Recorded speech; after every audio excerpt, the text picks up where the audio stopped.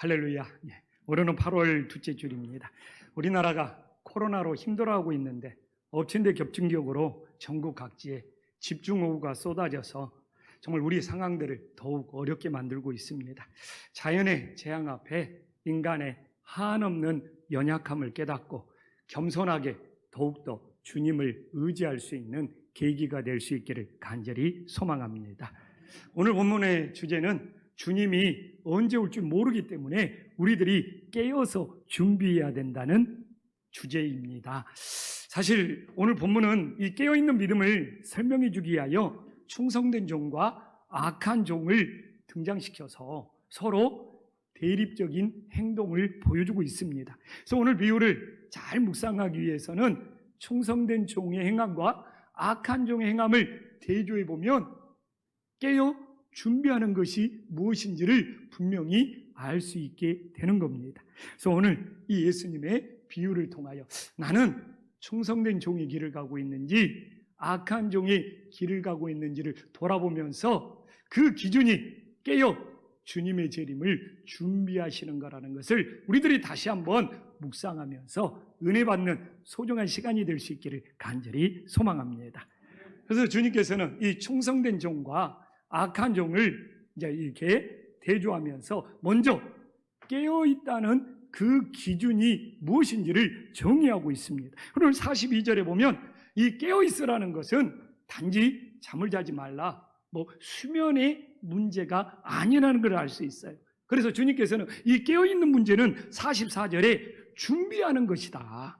그래서 준비하는 것으로 정의를 하고 있는 것이죠. 그래서 주님께서는 먼저 깨어있다는 것은 잠자는 수면의 문제가 아니고 주님의 재림을 준비하는 것이라는 것을 이렇게 개념적으로 정의하면서 하나님의 말씀을 누리고 있습니다. 그러면 이 충성된 종과 악한 종의 이 차이는 이제 주님의 재림을 깨어 준비하느냐로 구별되고 있다는 것을 알 수 있습니다. 그러면 이제 왜 우리들이 주님의 재림을 깨어 준비해야 되느냐? 그게 42절에 잘 나와 있죠. 주님이 언제 올지 모르기 때문에 어느 날에 너희 주가 임할는지 너희가 알지 못함이라. 그래서 우리는 내 생각으로 내 판단으로 주님이 언제 올지 몰라. 그래서 43절에 보면 이 도둑의 비유를 통하여 뭐라고 말합니까? 도둑이 어느 시각에 올 줄 모르는 이 표현을 통하여 우리는 알지 못한다. 우리가 아무리 예측하고 판단할지라도 정확하지 않다는 것을 강조하면서 깨어 준비라는 메시지를 우리들에게 전해주고 있습니다. 그래서 오늘 본문은 왜 충성된 종이냐? 깨어 준비를 했기 때문에 충성된 종이 된 것이죠. 그래서 또 그렇게 말할 수 있는 거죠. 바꿔 말해도 상관없어요. 충성된 종이기 때문에 깨어 준비했다고 말할 수도 있지만 그가 먼저 깨어 준비하다 보니까 충성된 종의 모습이 되었다고 해도 전혀 틀린 말이 아니라는 것이죠. 근데 오늘 44절에 보면 충성된 종에게 하나를 더 붙이고 있습니다. 지혜 있는 종이라는 거예요. 지혜가 있는 종이라는 거예요. 충성된 종만 설명해도 충분한 표현인데 거기에 플러스로 왜 지혜 있는 종이라고 말하고 있느냐. 이게 오늘 성경에서는 예수님께서 이 비유를 통하여 지혜 있다는 것은 말씀을 믿느냐 믿지 않느냐 차이라는 거예요. 그런데 이 지혜 있는 종은 44절에 보면 생각지 않는 때에 인자가 오리라는 하나님의 말씀을 믿었기 때문에 지혜 있는 종이 되었다는 거예요. 그래서 오늘 이 도둑이 언제 올지 모르고 또 주님께서 언제 올지 모르는 것처럼 충성된 종은 자신의 생각을 내려놓고 자신의 예측을 내려놓고 생각지 않는 때에 주님이 온다는 하나님의 말씀을 믿었기 때문에 지혜 있는 종이 된다는 겁니다. 바꿔서 말해도 되죠. 지혜롭게 하나님의 말씀을 믿었기 때문에 깨어 준비해서 충성된 종이 될 수 있었다. 이렇게 말해도 전혀 틀림이 없음을 보여주고 있습니다. 그래서 저는 이 코로나를 통해서 내 자신의 생각이, 내 자신의 예측이 얼마나 어리석은다는 것을 주님이 가르쳐 주시더라고요. 저는 2월에 코로나가 시작될 때 여름이 되면 오리골의 온도가 25도 이상 올라가면 코로나가 다 사라질 줄 알았어요. 그래서 뭐 우리 장로님들한테도 이거 온도가 25도 올라가면 뭐 코로나는 다 사라질 겁니다. 그러나 내 이 생각의 판단이, 내 이 생각의 예측이 얼마나 어리석었는지. 그래서 내가 2월 달에 감비아를 못 가도 이제 뭐 오리골의 온도가 25도 이상 올라가면 8월 달에 우리 항승재 목사랑 충분히 감비아를 갈 수 있을 거라고 생각을 했어요. 그러고 막 감비아에 있는 호텔도 다 예약해 놓고, 숙소죠 막 다 예약해 놨는데 뭐 내 생각대로 되는 것이 뭐가 있어요. 내 예측대로 그 숙소 예약비만 다 날려버렸죠. 그러면서 이 코로나라는 것이 우리들의 판단, 우리들의 생각, 우리들의 예측이 얼마나 어리석은 것을 깨닫게 해주는 거구나. 근데 진짜 우리는 내 생각, 내 판단이 아니라 하나님의 말씀을 붙잡을 때 가장 지혜로운 자가 됨을 믿으시기를 다시 한번 기억할 수 있기를 간절히 소망합니다. 그러면 이제 반대로 오늘 대조에서 말씀을 본다고 그랬잖아요. 주님의 재림을 깨어 준비하지 않으면 악한 종이 되는 거예요. 그래서 악한 종이 깨어 준비하지 않는 이유는 뭐냐? 42절에 나왔지만 하나님의 말씀을 믿지 않았어요. 42절에 뭐라고 나와 있습니까? 생각지 않는 때에 인자가 오리라는 하나님의 말씀을 믿지 않았기 때문에. 그래서 여기서 지혜 있느냐 지혜가 없느냐는 오늘 하나님의 말씀을 믿느냐 믿지 않느냐 차이라는 것을 분명히 보여주고 있어요. 근데 이 악한 친구가 하나님의 말씀을 믿지 않았기 때문에 어떻게 합니까? 48절에 자신의 생각대로 해. 자신의 마음의 생각대로 한단 말입니다. 이게 오늘 주님이 주시는 굉장히 중요한 메시지가 되는 것이죠. 그러면 악한 종이 자기 마음의 생각대로 한 것대로 진행되었으면 별 문제가 없었겠죠. 근데 봐보십시오. 50절에 자신의 생각대로 안 된 거예요. 자신의 판단대로 안 된 거예요.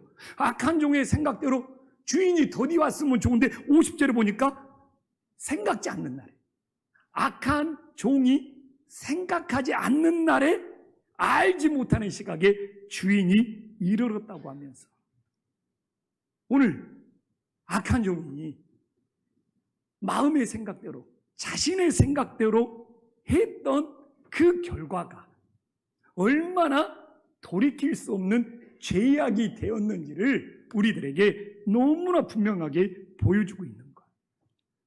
그리고 이 악한 종은 자신의 생각대로 했기 때문에 깨어 준비하지 않고 어느 길로 갔어요? 멸망의 길로 갔다는 겁니다. 그러나 충성된 종은 자신의 생각을 내려놓고, 자기 마음의 생각을 내려놓고 하나님의 말씀을 믿었어요. 하나님의 말씀을 붙잡았어요.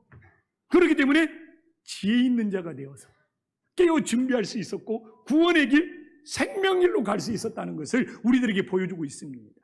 그래서 내가 분명히 말하지만 신앙생활은 생각이 많은 사람들은 좀 어려워요. 생각이 복잡한 사람들. 늘 오늘 주님이 주신 말씀처럼 자신의 생각을 내려놓고 자신의 말씀을 내려놓고 자신의 판단을 내려놓고 주님의 말씀을 믿고 붙잡고 따르려고 하는 그 사람을 우리 주님께서는 지혜롭고 충성된 종이라고 말씀하고 있는 거예요. 그래서 오늘도 우리가 하나님 앞에 섰을 때 세상에 많은 생각들, 많은 판단들이 있을지라도 그걸 십자가 밑에 다 장사 지내고 오늘 주님이 주신 하나님의 말씀을 붙잡고 따르고자 했을 때 충성되고 지혜 있는 종이 됨을 믿으시기를 다시 한번 기억할 수 있기를 간절히 소망합니다.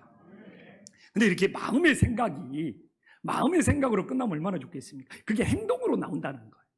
그래서 충성된 종의 마음의 생각이 행함으로 나오고 악한 종의 마음의 생각이 행함으로 나온다는 겁니다.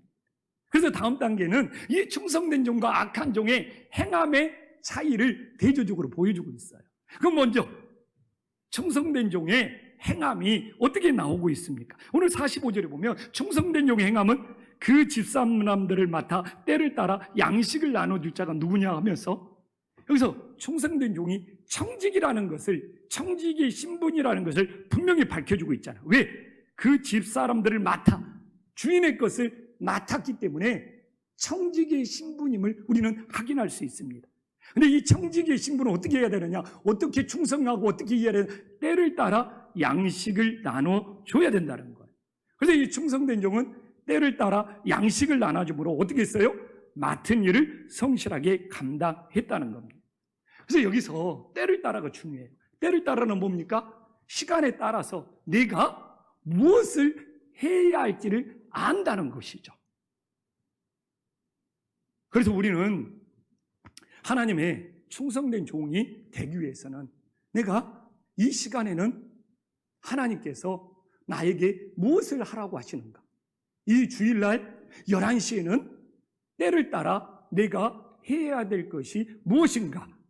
이 때를 따라 순종했을 때 충성된 종이 됨을 믿으시기를 간절히 소망합니다. 지금 이 시간은 어떤 시간이에요? 때를 따라 하나님께 예배해야 되는 시간인데 다른 일을 하고 있으면 그 때를 따라 하는 것을 놓치고 있는 것이죠. 그리고 이게 하루하루 시간도 될 수 있지만 청년의 때를 따라 하나님 앞에 해야 될 일이 있는데, 중년의 때를 따라 하나님 앞에 해야 될 일이 있는데, 노년의 때를 따라 하나님 앞에 해야 될 일이 있는데, 우리는 청년의 때 해야 할 일을 놓치고 중년의 때 후회하고 있고, 또 중년의 때 해야 될 일을 하지 않고 노년의 때 내가 왜 그때 그래서 이렇게 후회만 하는 인생이 된다면 어디 우리가 하나님 앞에 충성했다고 말할 수 있겠습니까? 그래서 우리들이 오늘 청직이잖아요. 우리들이 주님의 청직이라면 때를 따라, 시절의 때를 따라, 시간의 때를 따라 하나님 앞에 해야 될 것이 무엇인지를 알고 그것을 행할 때 지혜롭고 충성된 종이 됨을 믿으시기를 간절히 소망합니다. 그러면 이제 악한 종을 또 대조해야 하죠. 악한 종은 어떻게 행했습니까? 지금 악한 종을 보니까 49절에 나와 있지만 해야 할 것과 하지 말아야 될 것이 청개구리처럼 바뀌어 있어요. 해야 할 것과 하지 말아야 될 것을 분별하지 못하면 악한 종이 되더라고요. 오늘 49절에 보면 동료들을 때리면 동료들을 돌봐야 되거든요. 때를 따라 양식을 나눠줘야 되거든요. 근데 청개구리처럼 반대로 해. 술 친구들과 더불어 먹고 마셨다고. 이건 멀리 해야 되거든요. 그러니까 오늘 악한 종은 해야 될 것은 하지 않고 하지 말아야 될 것을 하고 있으면 악한 종이 되는구나. 주님께서는 우리들에게 이 비유를 통해서 교훈하고 있죠. 그래서 그는 어떻게 시간을 허비함으로 깨어 준비하지 않았습니까? 자기가 동료들을 돌봐야 되고 정말 섬겨야 되는데 오히려 내팽개치고 그들을 구타하면서 해야 할 것을 하지 않고 있어요. 그리고 술 친구들과 더불어 먹고 마시는 것은 시간의 허비뿐만 아니라 주인의 물질까지 허비하고 있는, 그 시간과 물질까지 허비하고 낭비하는 이 악한 종의 모습을 보여주고 있는 것이죠. 그래서 우리가 이 시대에 중요한 것은 청지기로서 늘 주님 앞에 해야 될 것이 뭐고 하지 말아야 될 것이 뭐냐, 이걸 분별하면서 행할 때 주님이 보시기에 합당한 종이 됨을 믿으시기를 간절히 소망합니다. 저의 위치가 누가 저에게 지시하거나 누가 저에게 통제하는 그런 위치가 아니란 말이에요. 그래서 저 같은 목회자들에게, 또 우리 성도님들도 마찬가지지만 하루하루 삶 속에 내가 해야 될 것이 뭐고 하지 말아야 될 것이 뭐냐는 것을 분별하고 행하는 것이 내 자신을 돌보고 지키는 것이 된단 말이에요. 그래서 저희가 이런 영적인 훈련을 하고 있어요. 하루를 시작하면서 새벽에 하나님, 오늘 내가 해야 될 것이 무엇입니까? 그래서 내가 해야 될 것, 그 해야 될 것 중에서도 우선순위가 무엇입니까? 참 이런 영적인 훈련을 계속 하고 있다 보니까 좌절로 오늘 해야 하지 말아야 될 것들이 분별이 되면서 영적 싸움에서 승리하게 돼요. 내가 늘 말씀을 깨어 준비하는 종이 돼요. 늘 예배를 깨어 준비하는 종의 삶을 살게 되더라는 거예요. 만약 내가 해야 할 것과 하지 말아야 될 것을 매일매일 분별하지 않으면 누가 나를 통제하는 사람이 없지 않습니까? 누가 나를 지시하는 사람이 없지 않습니까? 하루하루 삶이 무너져 버리더라고요. 그래서 저에게 굉장히 중요한 것은 매일 새벽에 저희 놓치지 않는, 빼놓지 않는 기도가, 하나님 오늘 해야 될 것이 무엇입니까? 하나님 내가 오늘 준비해야 될 것이 무엇입니까? 그래서 기도까지도 화요일 날 해야 될 기도, 수요일 날 해야 될 기도, 목요일 날 해야 될 기도, 금요일 날 해야 될 기도가 다 분류가 되어 있어요. 근데 그날 기도를 놓치면 안 돼. 화요일 날은 내가 선교사님, 우리 교회에서 후원하는 선교사님 30분 한 사람 한 사람 이름을 부르면서 간절히 기도해야 돼. 수요일 날 우리 교회 학교와 우리 교회 신도회를 위해서 간절히 기도해. 목요일 날은 정말 나라와 민족을, 이 땅의 통일을.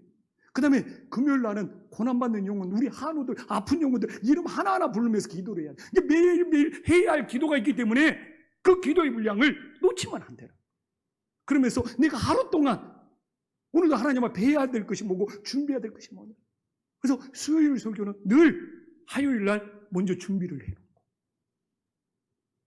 늘 그런 매일매일 해야 될 것이 있는 것이 하나님 앞에 깨어 진짜 준비하는 것이 되고, 그러다 보니까 하지 말아야 될 것들에 대해서 멀리하게 되고, 그러므로서 내가 영적으로 깨어 있고 영적 싸움에서 승리할 수 있으면서 정말 개척 목사가 정말 누구 지시와 통제를 받지 않지만 이게 10년이 지나고 20년이 지나도 변함없이 내 자신을 돌보고 지킬 수 있는 원리가 오늘 청지기의 비유에 이 악한 종과 충성된 종의 비유에 나와 있더라 이거죠.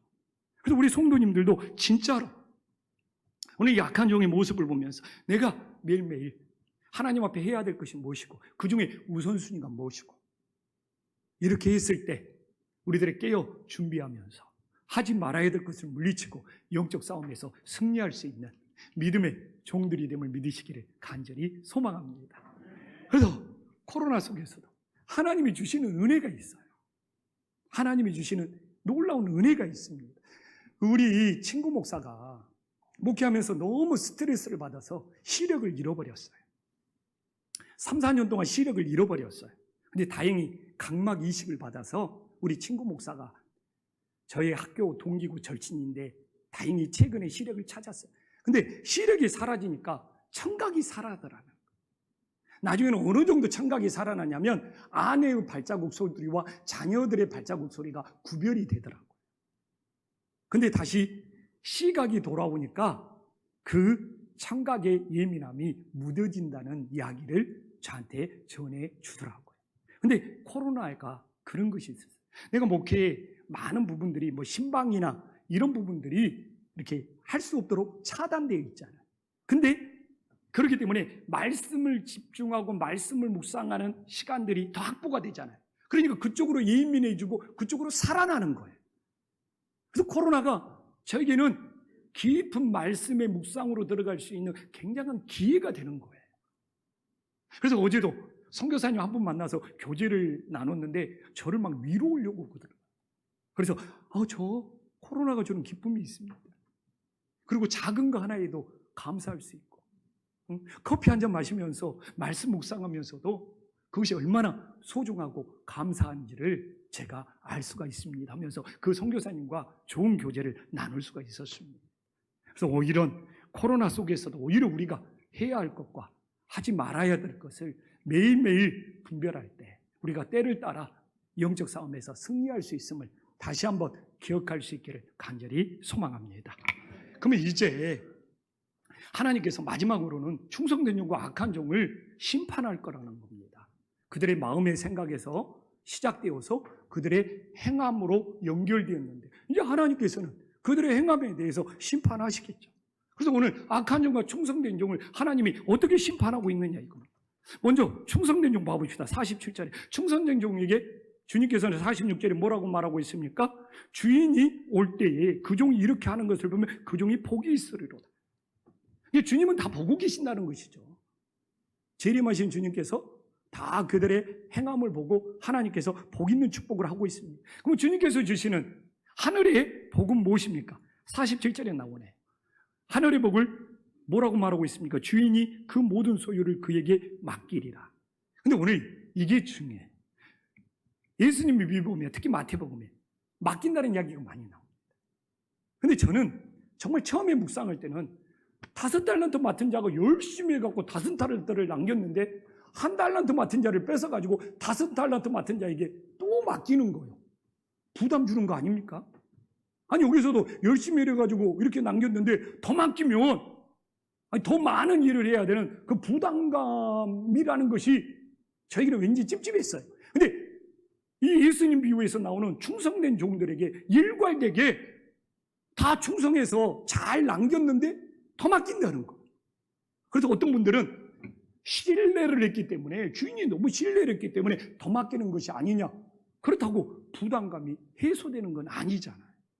그래서 이 맡긴다는 것에 대해서 그냥 헬라 원어부터 시작을 해서 성경을 샅샅이 뒤지면서 예수님 비유에 나와 있는 맡은다는 것을 다 찾아보면서 도대체 맡은다는 의미가 무엇인가 제가 연구 묵상을 해본 적이 있습니다.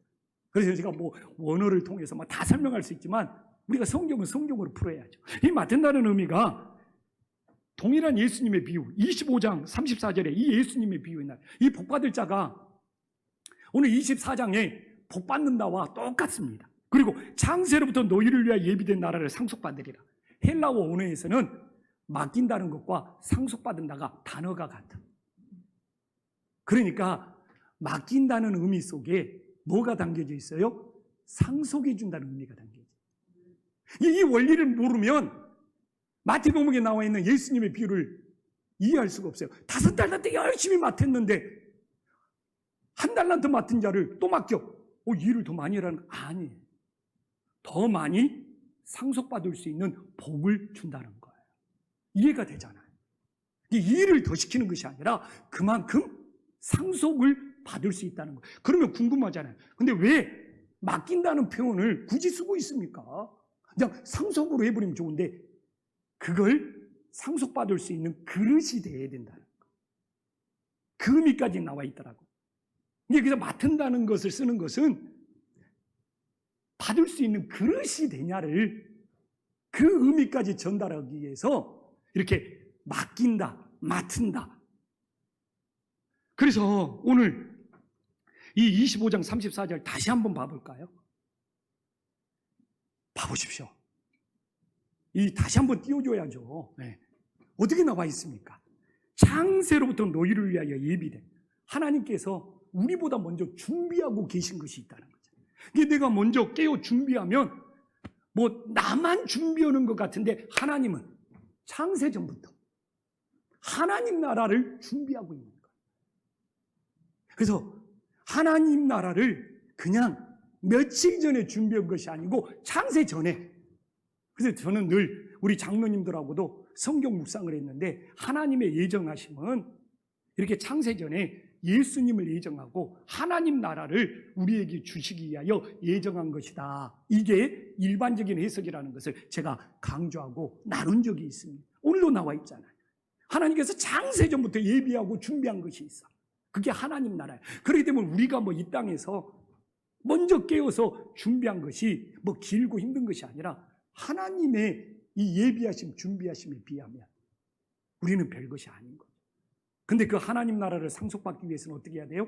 내가 그만한 그걸 맡을 수 있는 자격, 그걸 받을 수 있는 그릇이 돼야 된다는 거.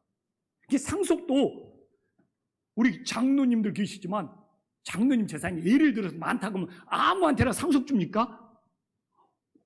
내 자녀가 또 받을 수 있는 자격 있는 사람이 그걸 상속하잖아요. 그래서 맡은 자와 상속하는 자를 구별 없이 같이 쓰고 있다는 것을 우리들이 기억해야 돼요. 그러면 앞으로도 여러분들이 예수님 비유를 묵상하면서 5달란트 맡은 자에게 더 맡긴다? 그만큼 많이 상속을 받는 거구나 하면서 말씀이 은혜롭게 해석이 돼요. 이래서 이게 복이 되는구나. 그래서 오늘도 우리들이 깨어 재림을, 주님의 다시 오심을 준비하는 것 같지만 주님께서는 이미 먼저 창세전부터 하나님 나라를 준비하고 우리를 기다린다는 것을 깨닫고 우리들이 늘 정말 깨어 준비할 수 있는 믿음의 자녀들이 되기를 간절히 소망합니다.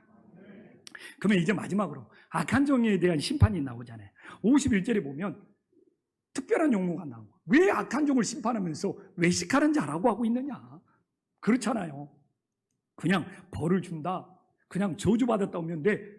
외식이라는 말을 하면서 외식하는 자가 받은 벌의 차리니 거기서 술 피우며 이를 갈리라. 근데 왜 악한 종이 외식이 되었느냐?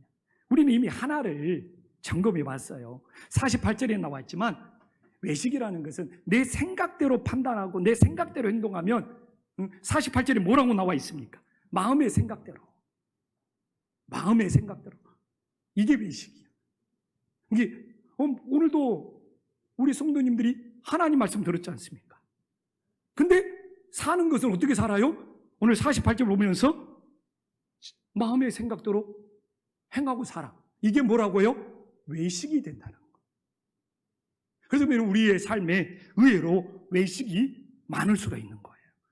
그래서 우리는 외식하지 않는 자가 되려면 내 생각을 포기하고 내 생각을 내려놓고 하나님의 말씀을 붙잡을 때 우리는 충성된 종이 되고 외식하지 않는 것이 될 수 있다는 것이죠.